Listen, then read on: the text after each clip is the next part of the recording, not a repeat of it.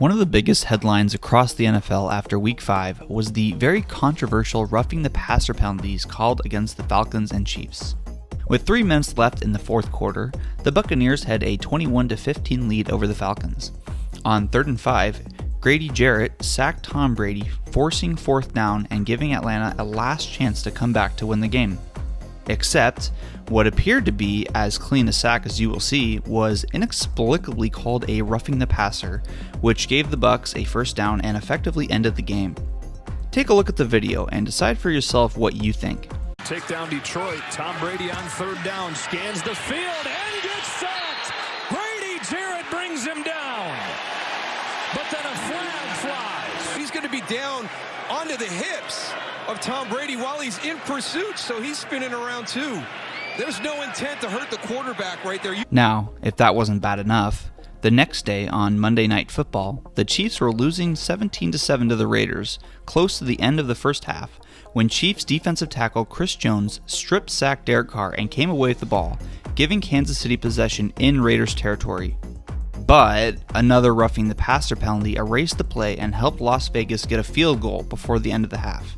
This play ended up not changing the outcome of the game as Kansas City would end up winning, but watch this video and try to find where the roughing occurred. Carr is hit from behind, and the ball is taken away by Jones. A flag comes out on the play. Said 97. Obviously, he meant 95, but that ball's out clearly. It's definitely out, and you can hear the crowd. I don't blame the crowd at all. After seeing both plays, it seems clear that the NFL has a roughing the passer problem, which feels very similar to the pass interference problem they had a few years ago that they very sneakily hid under the rug with their poorly executed challenge rule for those penalties. It will be interesting to see if the NFL implements a similar review process for roughing the passer, but that's not the point. The point is that I believe the refs called these penalties knowing they were clean plays. They did this because they want the roughing the passer rule to be changed. Why would they want the rule to change? Well, consider how difficult it is to be a referee. Every time you make a call, half of everyone watching is upset, especially if it's a close call. On top of that, the league has been constantly changing the rules to put more pressure on the refs to call more penalties, in particular ones that favor the quarterbacks. The current roughing the passer rule even states that, when in doubt about a roughness call or potentially dangerous tactic against the quarterback, the referee should always call roughing the passer. That puts the refs in a very difficult spot that almost always makes them look like the bad guy. So, if you want to make an example of this penalty, what better way to do it than call a penalty on a Tom Brady sack, and then do it again in prime time on Monday Night Football when everyone is watching? So how did the league and refs handle the situation after the games? Well, on October 11th, referee Carl Cheffers, who called the penalty on Chris Jones, spoke publicly defending his call. He explained, "The quarterback is in the pocket, and he's in a passing posture.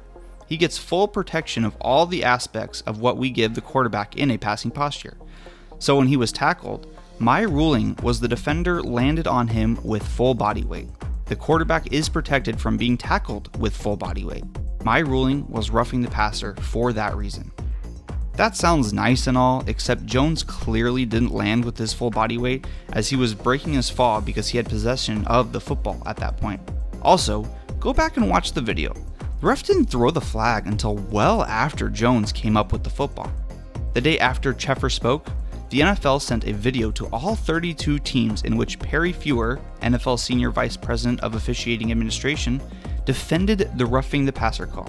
I don't have access to the NFL's video, but it seems inconceivable to dissect the footage of the Jones sack and not only conclude that he didn't brace himself, but he purposely used his full body weight on the tackle.